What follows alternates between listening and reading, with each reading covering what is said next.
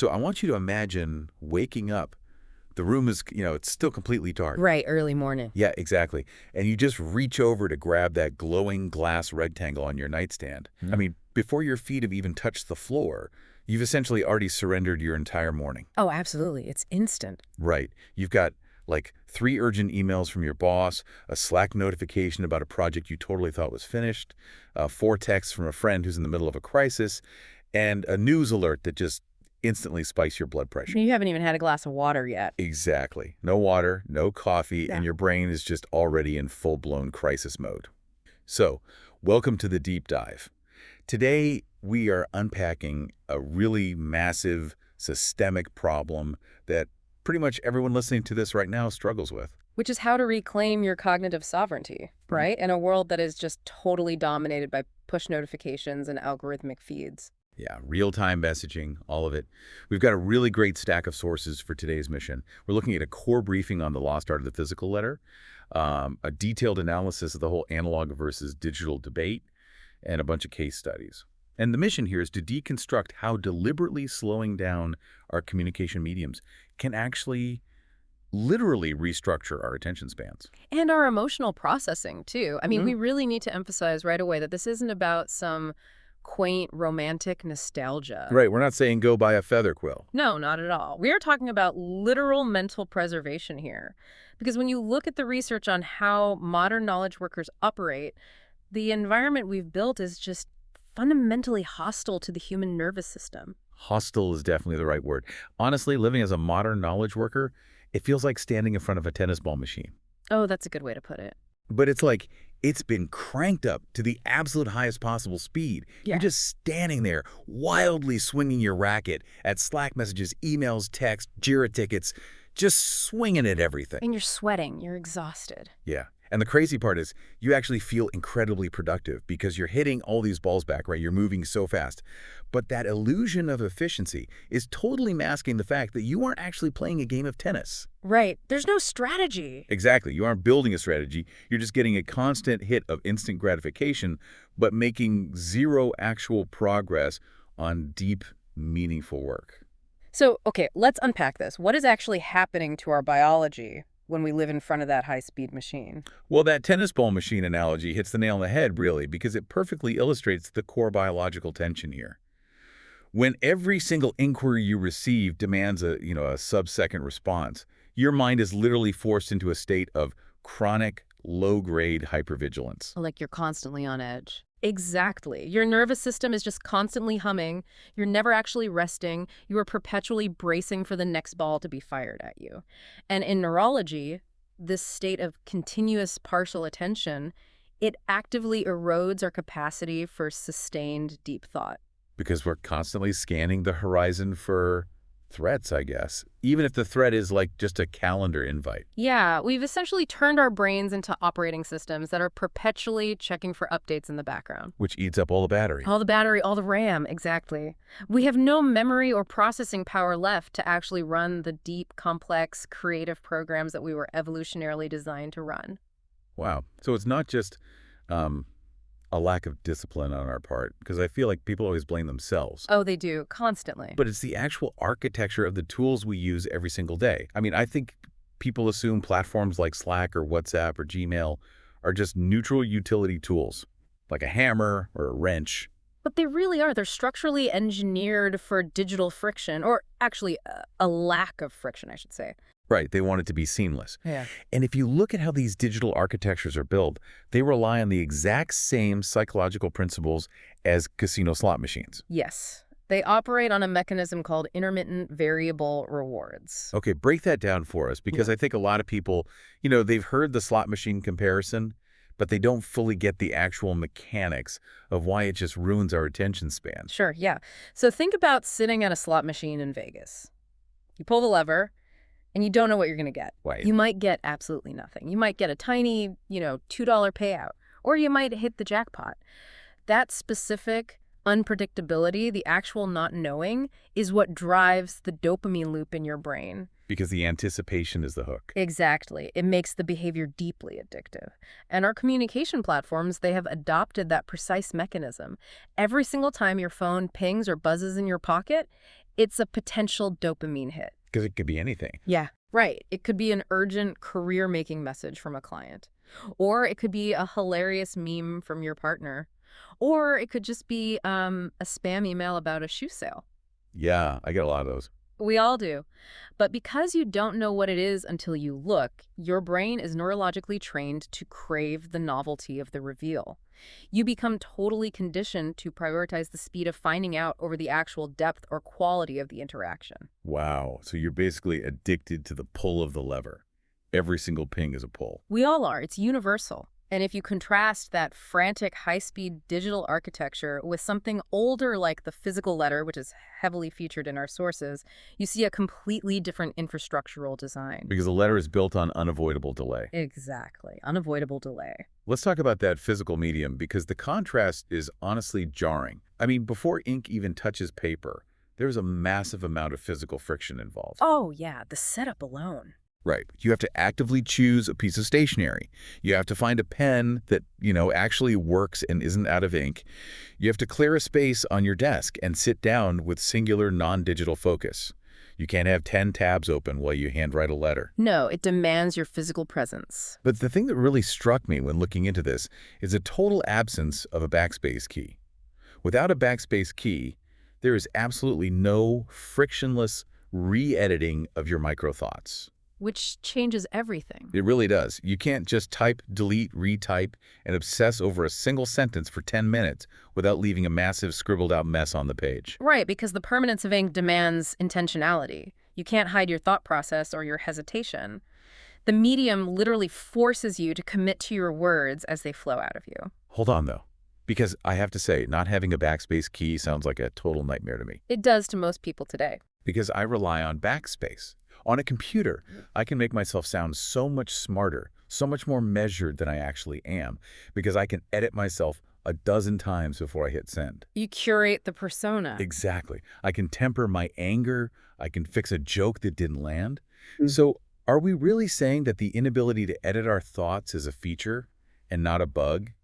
Because honestly, my first unedited thought is usually pretty messy. That's a really valid fear, but what's fascinating here is how stripping away that safety net of the backspace key fundamentally alters your biological expectation of the communication itself. Okay, what do you mean? Well, think about it. When you know you cannot simply delete a hasty, emotionally reactive sentence, what do? I guess I'd have to actually think before I start writing. Exactly. You pause. You regulate your own thoughts before they become physical reality. On a keyboard, you act first and regulate second through editing. Oh, wow. Yeah. But with a pen, you have to regulate first, and that upfront regulation leads directly into the temporal gap. Because it takes time to mail it. Right. Writing a physical letter requires days or even weeks in transit. And that delay creates an intentional incubation period. It takes what would normally be a rapid-fire transactional exchange like firing off a text saying, "I'm so mad about this," and transforms it into a slow-moving, meditative dialogue. Right, because by the time that letter finally arrives in your mailbox, it carries the weight of time. And physical distance. Yeah, physical distance. It contains concentrated human energy and effort, whereas a quick emoji or a voice note just strips all of that context away. You're just throwing raw data at someone. Pure data, no weight. Exactly. Which brings up a huge point about how we're processing this like absolute fire hose of daily information. We're talking about cognitive regulation and information triage. This is where the burnout really happens. Yeah, because cognitive scientists point out that the human brain is being bombarded with thousands, sometimes tens of thousands, of data points daily. The sheer volume leads to massive decision fatigue. We just aren't built for it. We really aren't. But the really insidious part is that instant messaging treats every single incoming message as a 5-alarm fire. If it chimes, the platform's design dictates that it must be dealt with right this second. Yes, and this is where the architectural delay we just talked about serves as a profound psychological filter. Let's look at the filter of time from the perspective of the sender. Okay.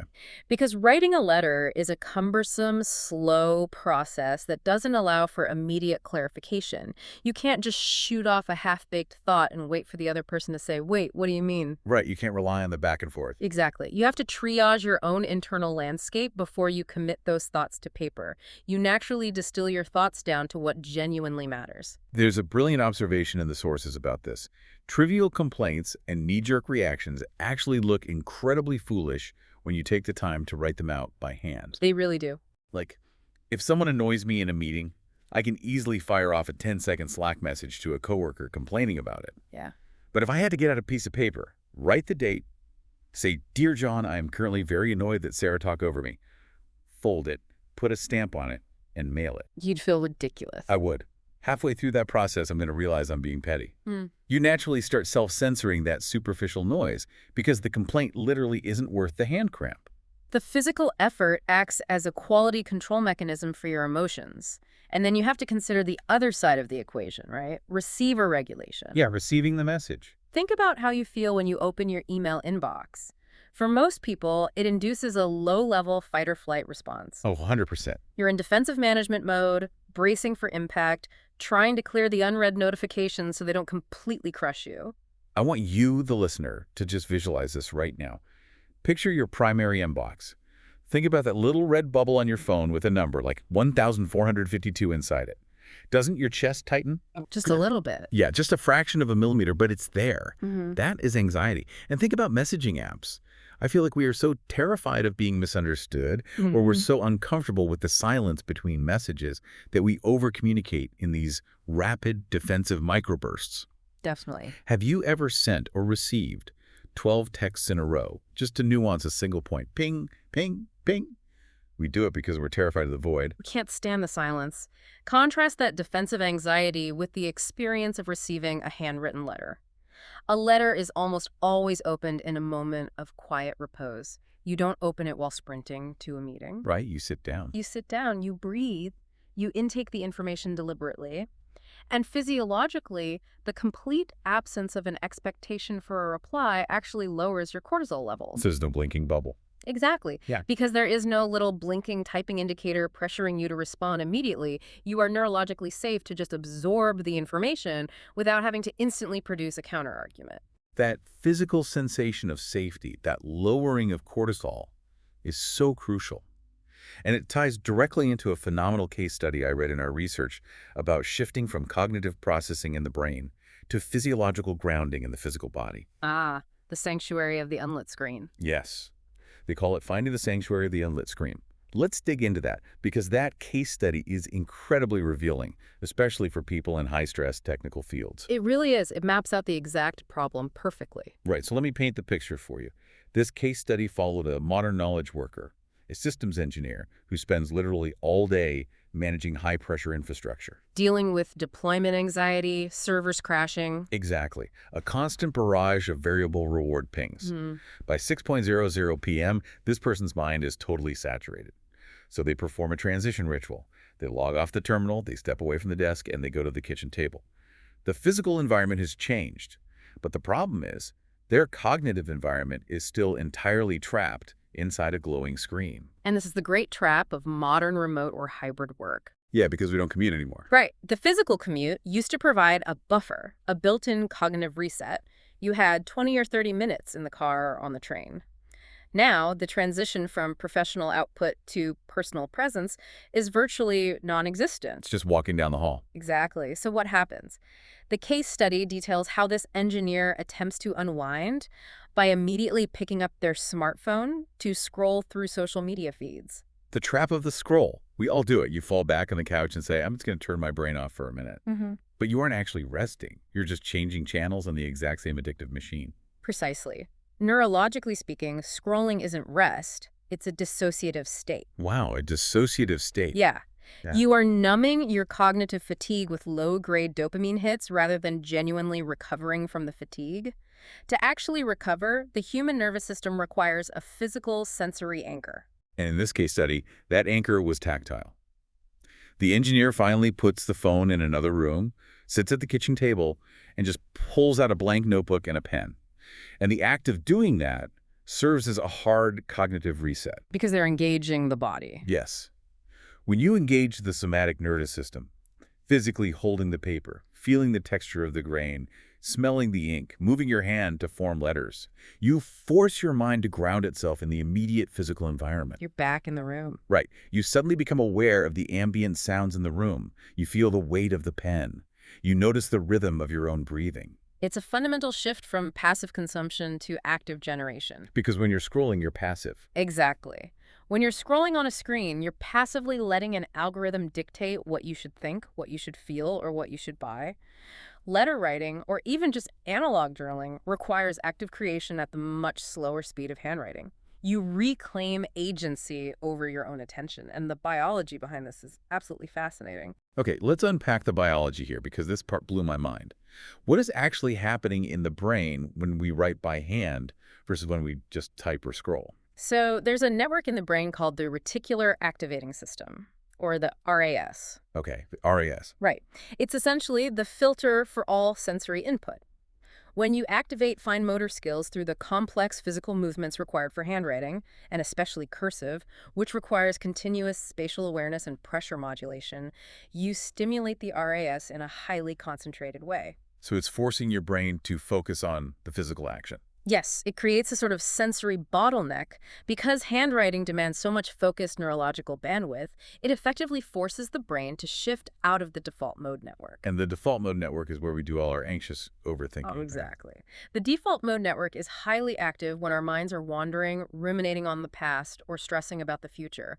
By engaging the RAS through the tactile friction of pen and paper, you literally shut down that anxious rumination loop. That is wild. It is. You're using your physiology, the actual movement of your hand, to force your psychology into a state of focused, meditative calm. You cannot panic about a server outage while actively concentrating on forming the loop of a cursive L. The brain just can't do both simultaneously. So the physical movement of the hand, like literally dragging ink across a page, is rewiring your arousal state in real time. That is incredible. And if handwriting forces an individual to slow down and metabolize their reality like that, what happens when we look at the broader philosophical implications for an entire society that has just stopped doing this? It's a huge shift. Because we've traded the philosophy of delayed gratification for a culture of instant outcomes, haven't we? We have. It's a profound cultural shift. Our entire modern economic and social infrastructure is optimized for instant gratification. Amazon Prime delivers in hours. Food arrives at the tap of a button. Information is instant. Everything is right now. Right. We are conditioned to expect an immediate outcome for every single action we take. And that conditioning doesn't stay neatly confined to our apps. It spills over into how we regulate our emotions and how we conduct our personal relationships. We've developed a profound intolerance for waiting. So rebuilding that tolerance for silence seems like, honestly, the ultimate superpower right now. Because when you accept that an exchange of ideas with a friend is going to take 3 weeks via post, you've fundamentally altered your relationship with time. You have to. You don't have a choice. Yeah, you learn how to sit with unresolved questions. If a friend writes to you with a complex problem, you don't have to fire back an immediate solution. You can let their perspective marinate for 3 days before you even pick up a pen to reply. You realize that deep relationships simply cannot be summarized in a 280-character post or a quick voice memo. And that depth is amplified by the physical reality of the medium itself. In the sources, they talk about the biometric signature of handwriting. The biometric signature, I love that phrase. Right. Think about the pressure of the pen stroke on the paper. Think about the accidental smudges, the places where the writing gets messy because the person was writing quickly and passionately, or the places where the letters are tiny and careful. These are physical embodiments of thought. I want you to really think about this for a second. Think about the last time you saw the handwriting of someone you deeply care about. Maybe it's a recipe card from your grandmother, or a quick Post-it note your partner left on the fridge, or an old birthday card. There is an immediate, visceral sense of intimacy in seeing that unique biometric signature. You feel them in the room with you. You do. Yeah. It creates a psychological safety that digital fonts, no matter how many emojis you add, entirely erase. Arial and Times New Roman don't have a pulse. They don't. They are completely sterile. And if we connect this micro-level interaction to the macro level of how we consume information as a society, we see the exact same fracturing. Yeah, the fracturing of our attention. Just as our individual communication has shattered into bite-sized pings, our consumption of broader knowledge has fractured into short-form reels, TikToks, and 60-second sound bites.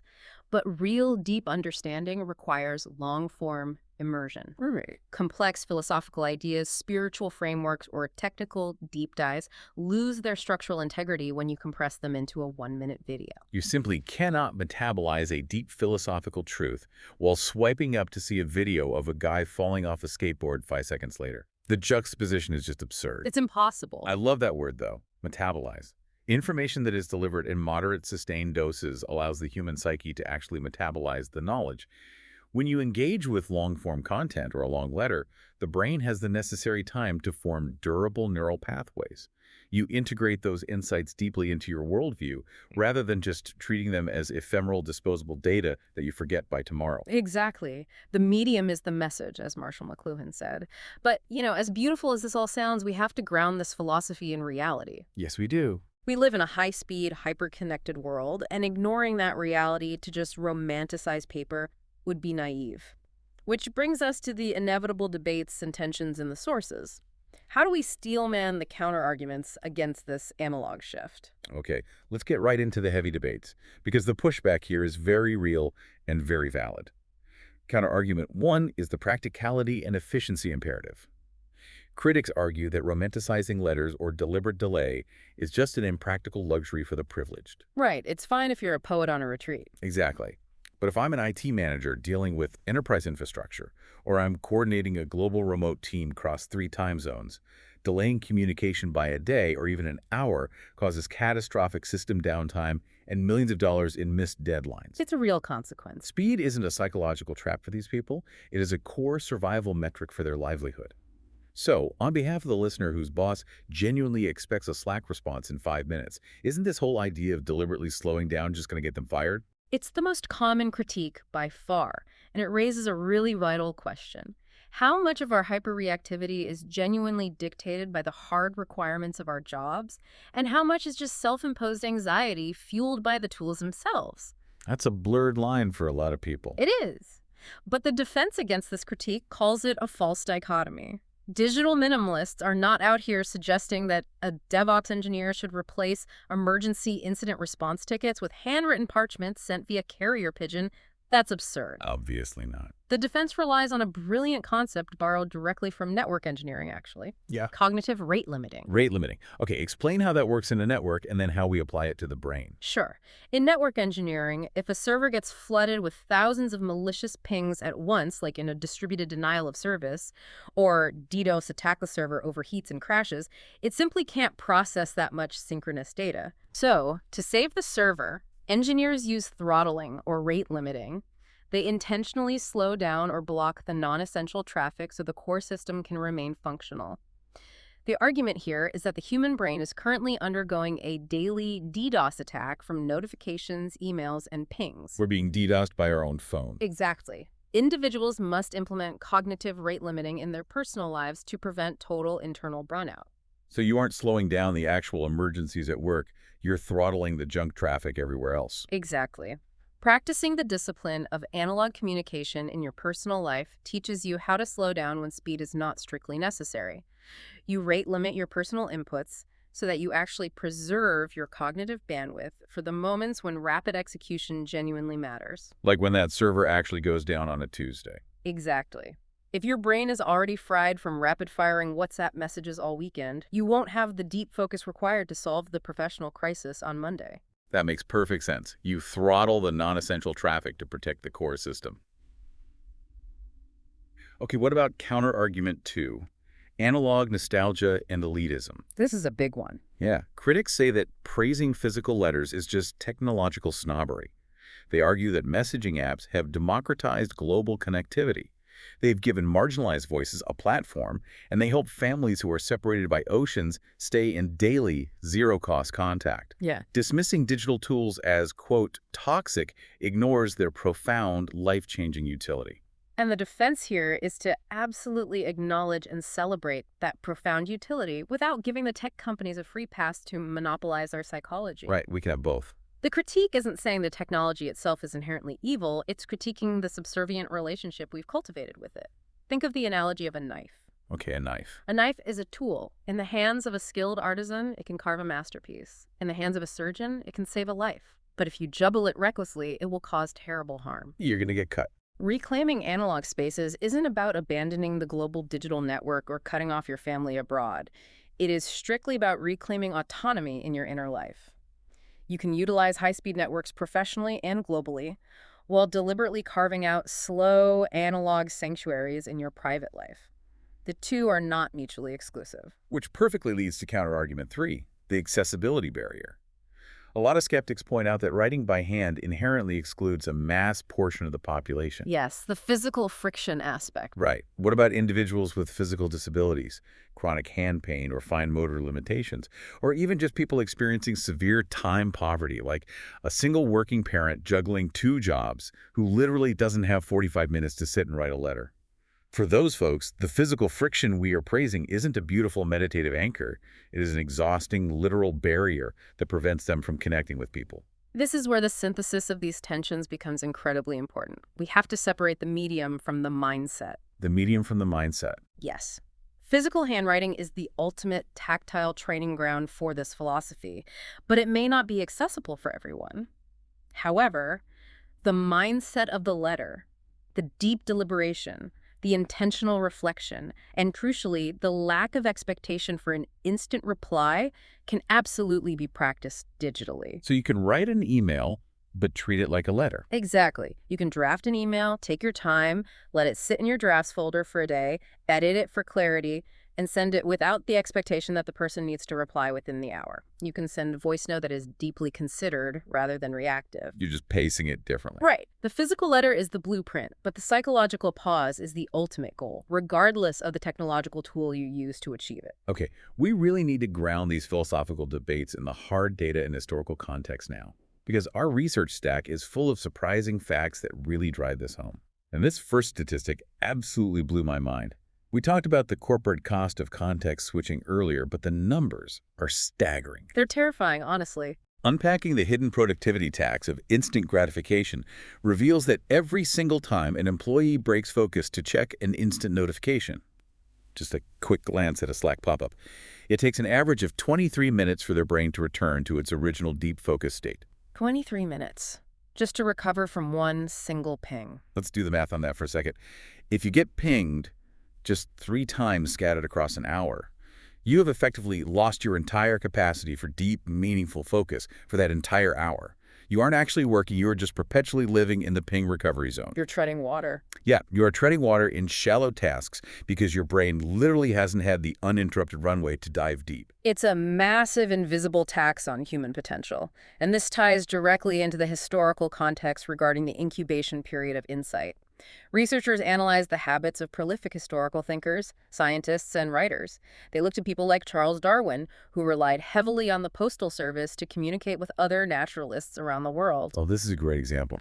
What they found was that Darwin's most profound conceptual breakthroughs didn't happen during frantic periods of active synchronous debate. The insights occurred during the enforced waiting periods, the temporal vacuum between sending a letter and waiting weeks for the reply. Because he couldn't just, tweet a hot take about finches and get into a flame war about it. Yeah. He had to actually sit with the data. Precisely. The silence was the required ingredient for synthesis. And this is deeply rooted in our evolutionary biology. Think about the evolution of the postal mindset. Before the advent of the commercial telegraph in the 19th century, human beings naturally accepted that conversations across distances would span weeks or months. That was just the default. It was. For hundreds of thousands of years before that, hunter-gatherer communication moved at the speed of walking. Our evolutionary biology, our neurological hardware, is deeply adapted to asynchronous communication. What we are experiencing right now, this obsession with synchronicity and fiber optic speed, is an unnatural, high-stress mutation of human behavior. I love the hardware versus software framing.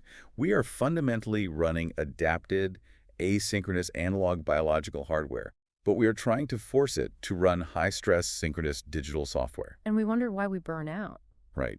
No wonder the system keeps overheating and crashing. And speaking of hardware, there's a fascinating footnote in the research about the longevity of physical media. We constantly worry about digital bit rot, right? Oh, losing everything in the cloud. Yeah. Proprietary format changes, cloud storage servers going obsolete, forgetting your password. Correct. But properly stored rag paper letters written with carbon-based ink remain perfectly legible for centuries. It is the ultimate low-tech, zero-energy archival medium. It's true. The emails you sent 10 years ago might be permanently trapped on an obsolete server or wiped in a data migration, but a letter written by a soldier 200 years ago can still be held and read today.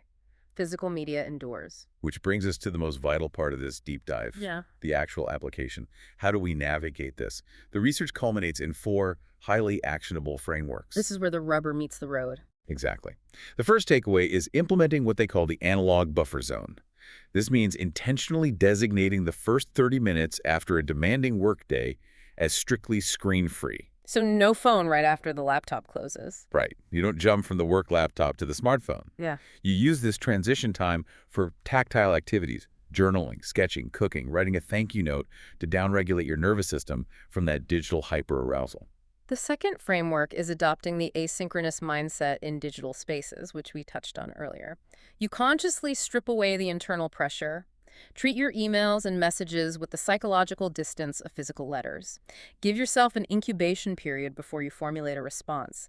Just because the platform allows you to reply in 4 seconds doesn't mean you have an obligation to do so. That is so freeing. Okay, third is prioritizing long-form consumption. This is about consciously curating your information diet. You actively replace the high-velocity doom scrolling with deep-dive books, comprehensive essays, or long-form discussions that demand sustained patience and actually let you metabolize the information. Love that. And fourth, designate reflection windows. Create weekly rituals, maybe a Sunday morning, where you disconnect entirely from notification-driven platforms. You sit in silence to process your internal landscape. This shifts your baseline from reactive impulse to intentional strategy. So I want you, the listener, to really think about this for a second. Out of those 4 frameworks, the analog buffer zone, the asynchronous digital mindset, long-form consumption, or a dedicated weekly reflection window, which one can you genuinely commit to trying tomorrow? Don't try all 4, just pick one. Starting small is key. But, even as we lay out these practical steps, there are still some massive unresolved questions that this research leaves entirely open for debate. Oh, for sure. The workplace dynamics. Right. The core tension remains. Can an individual truly insulate themselves from this culture of instant gratification if they operate within a high-velocity corporate environment? Right, because if I decide to adopt an asynchronous mindset, but my boss is a workaholic who expects immediate Slack replies at 9 p.m., my personal boundaries are going to create massive professional friction. It's a huge risk for people. It is. Where is the exact boundary line between healthy digital connectivity and toxic hyperreactivity? And more importantly, how do you communicate that boundary to peers who have been deeply conditioned to expect an immediate reply? It ultimately requires a cultural shift, not just an individual one. You have to start questioning the assumptions of your own workplace culture. Does intentionally slowing down your communication make you look out of touch and unresponsive? Or does it actually provide you with the strategic clarity required to navigate a rapidly accelerating world more effectively? The data says it's the latter. Yes. The empirical evidence strongly suggests that strategic delay leads to better decision-making, fewer errors, and far less burnout. But the social friction of being the one person who doesn't reply instantly is very real and very uncomfortable. It's incredibly brave to step off the high-speed treadmill when everyone else is still running on it. Well, to wrap up this journey, we have covered a massive amount of ground today. We started by understanding the casino-like slot machine mechanics of our digital notifications and how they literally hack our dopamine. We looked at the biological calming effects of tactile writing, too. Right, specifically how fine motor skills engage the RAS and shut down anxious rumination in the default mode network. We debated the very real tensions between practicality and preservation, and we laid out strategies for reclaiming our cognitive autonomy in a hyper-connected world. We've seen how deliberately slowing down isn't about rejecting the modern world, but about protecting our capacity to think deeply within it. It's about preservation. Exactly. And I want to leave you with a provocative thought to mull over, something that builds on everything we've discussed today. We are rapidly moving into a future where artificial intelligence can perfectly mimic our digital tone. Oh, this is the fascinating point. AI can instantly analyze data, synthesize reports, and type out endless, flawless emails on our behalf. In a world where digital text becomes entirely effortless, frictionless, and synthetically generated by machines, what if the imperfect, slightly messy, smudged ink of a handwritten letter becomes the ultimate undeniable proof of human authenticity? The only way to know it's real. Will the physical friction of handwriting become our very last defense against a purely synthetic digital world? Thank you for joining us on this deep dive. Now, step away from the screen, find a quiet space, and go pick up a pen.